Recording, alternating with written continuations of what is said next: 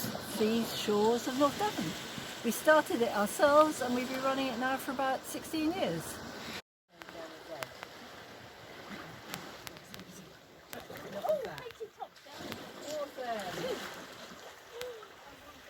Right, well we do inshore surveys here twice a year, and at the same time we do one at Westwood Ho. So Lee Bay is a very sheltered shore, and it's got loads and loads of gullies, which are really exciting.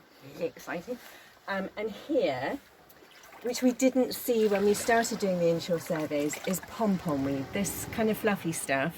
And we've noticed it grows with this, which is pepper dulse, which if you grind the pepper dulse between your fingers, it smells like pepper. It's weird, so you know what it is.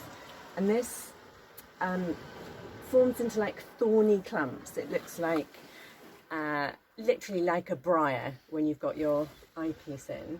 So we've noticed a lot of that covering stuff, but these gullies are really good for invasive. So we've got this wonderful booklet from the MBNA, and this is what we normally find. So wireweed, Sargassum muticum, will be in every single rock pool you ever look in.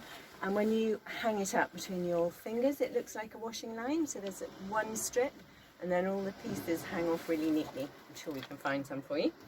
So I take a photo of everything when we're doing a survey, and specifically every single oyster, so that we know we're not doubling up on things.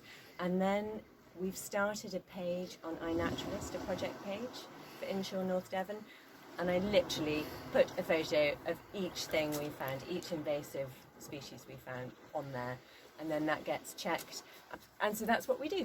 And we monitor, and the last time we looked at the information, we could see there were already some interesting, patterns. So there's been a lot of this. This pom-pom weed is now just covering whole swathes of the coast.